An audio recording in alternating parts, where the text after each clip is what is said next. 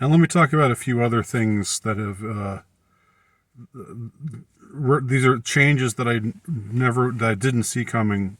I started this in the last video, but I ended up just talking about, it became just a sort of no, it wasn't hand wringing, but it was the sort of material that one usually hand wrings over about how depraved we're becoming, and we are, no doubt about it. But the depravity is coming from on high, and it's being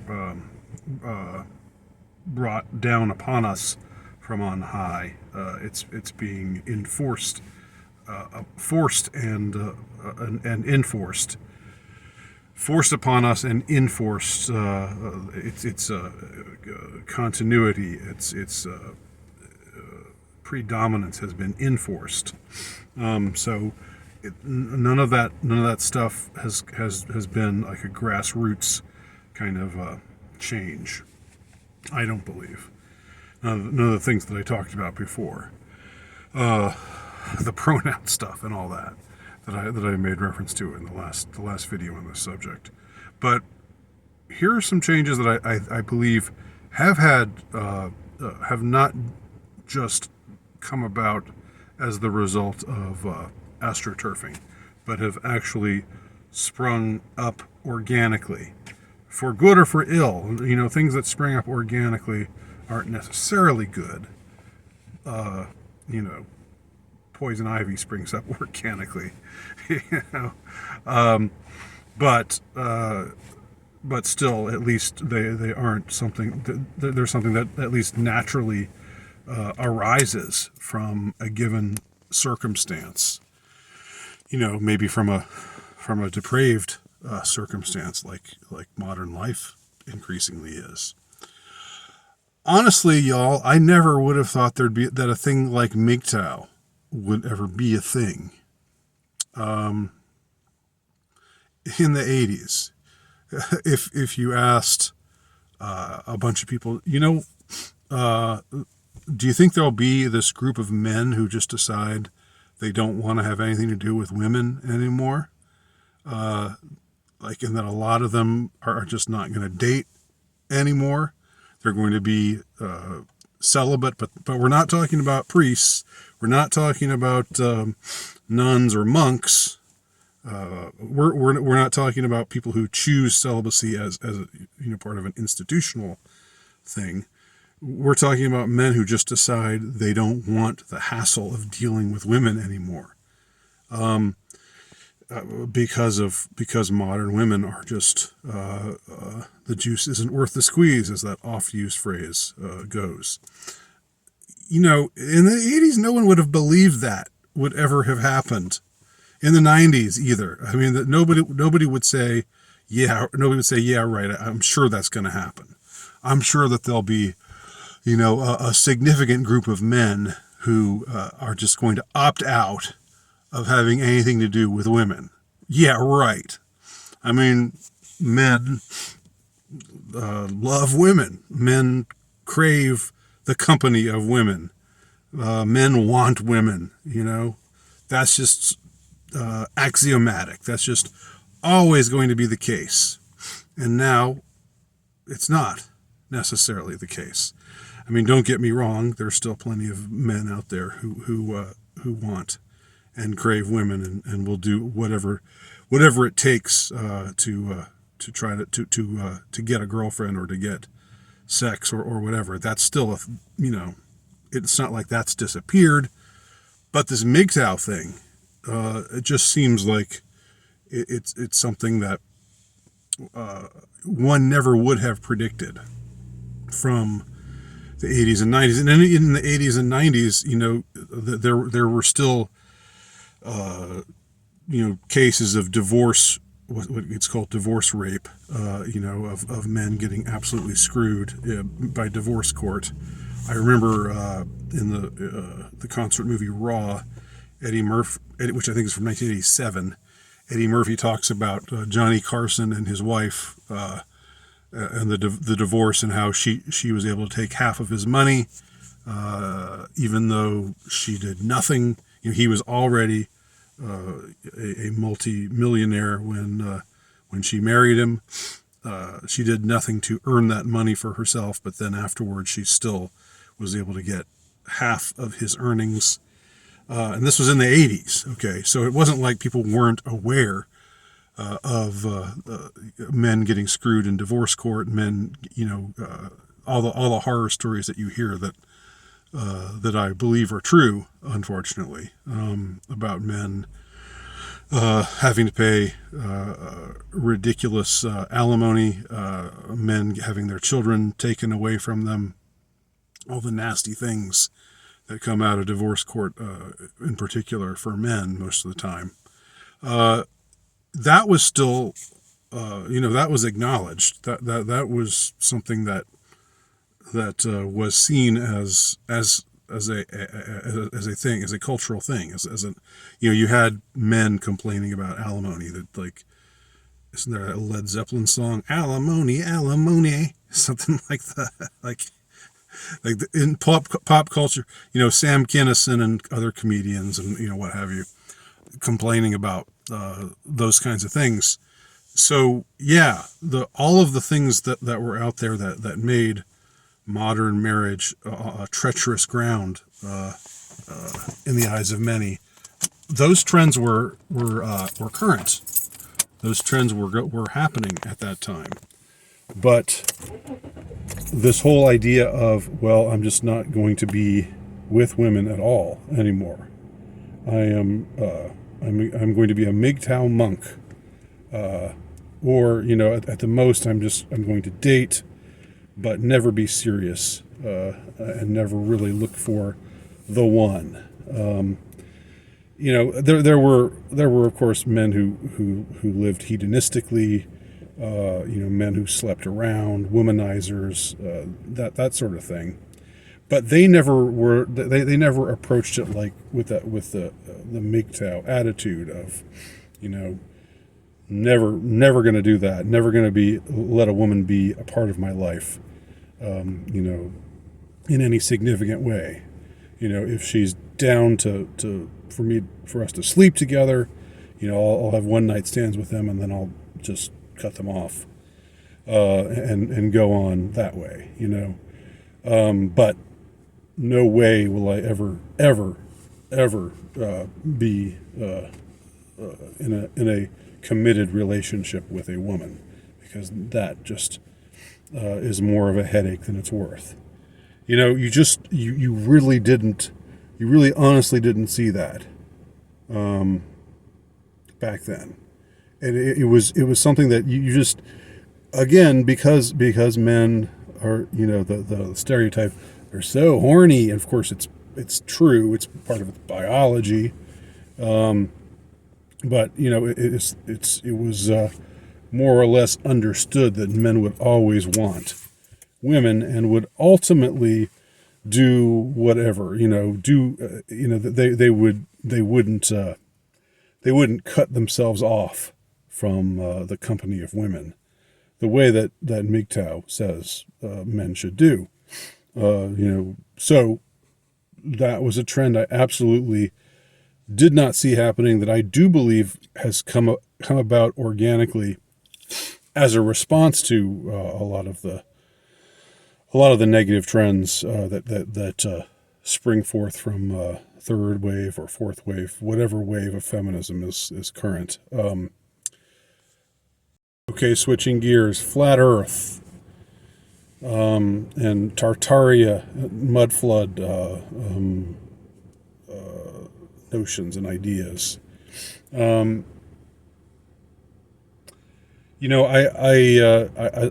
said this before, and I really don't want to repeat myself too much here, but I grew up in the South, suburban Atlanta, but still fairly country, still a lot of country type people, who had this fundamentalist notion of cosmology, who very much believed the young Earth model, but very much believed that Genesis was to be taken literally, that the world was, indeed created in 7 days, and that happened roughly 6,000 years ago, and that all this stuff about evolution and the Earth being millions and millions of years old is bunk. That was pretty mainstream. That is pretty mainstream in certain circles.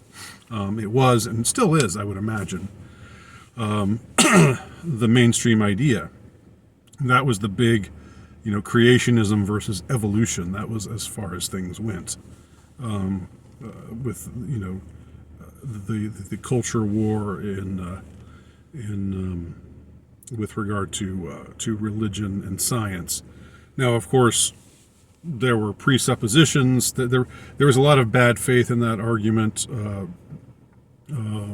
mostly from, I believe, the science side, because a lot of the science people would be talking as if they weren't trying to, as if they weren't coming from a perspective of atheism.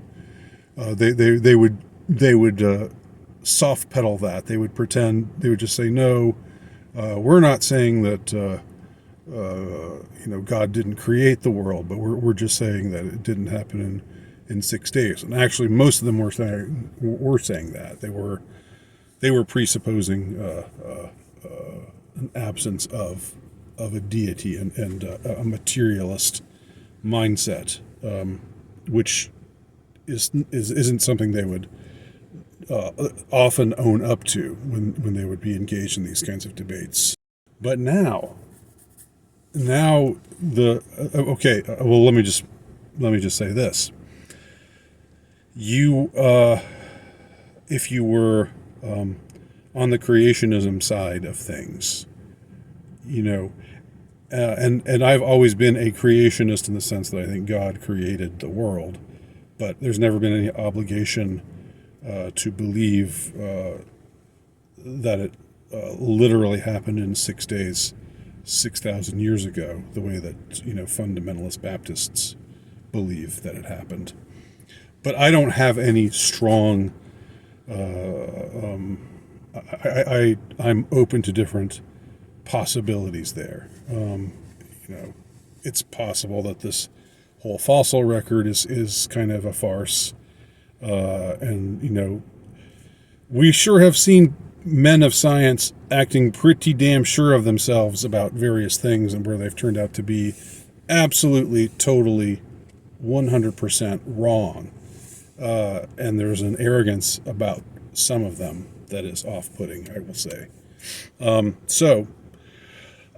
open to different possibilities on that front. But I will say this, that even the staunchest the 6-day creationist, young Earth creationist, even the staunchest of them would still have believed in the heliocentric model of cosmology, the Copernican notion that the Earth is the third planet orbiting around a sun, and that there are 8 or 9 other planets, depending on how you see Pluto, and that there are other stars in the universe that are like the sun that we have, and there might be other planets orbiting around those suns. Even the staunchest young Earth creationist would still say that is true. But today, now, and the whole idea of flat Earth was just thought to be farcical, and it was like talking about flat Earth was just synonymous with bad thinking or wrong-headed thinking. So it's strange how in the last really 10 years or so, flat Earth has come around to be a major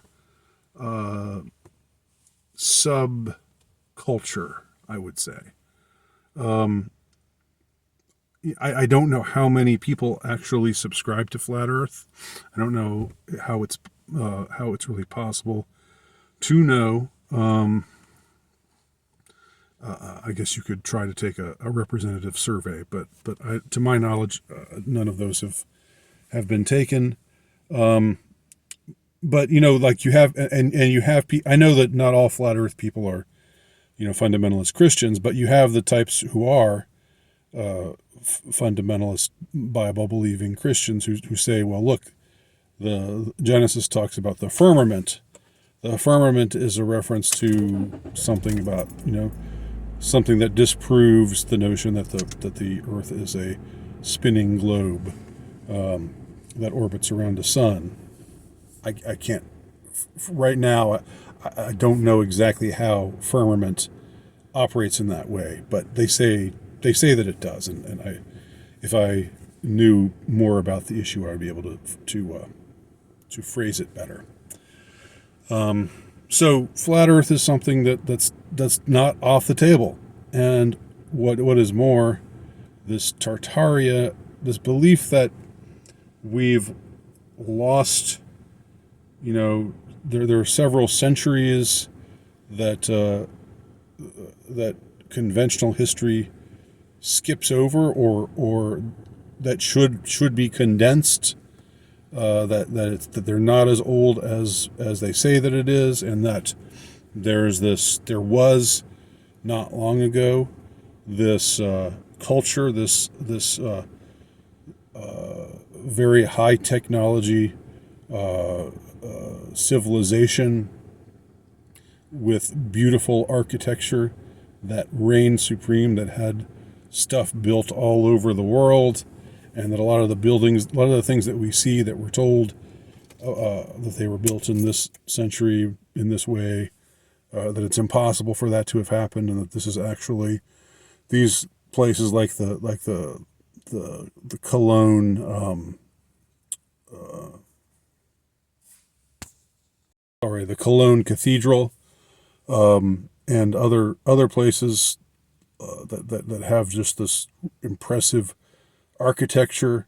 Things that were supposedly built for the World's Fair, where they built up this whole like these incredible structures, then supposedly tore them all down, or they burned down. Even though they're made of stone and marble and all this stuff, and like there's all these things being put out there. I don't know what to make about most of it. Okay, and I don't think I'm going to come to any firm conclusion about any of it, because it doesn't seem I think it's beyond my ken. There are certain things one can know and certain things one can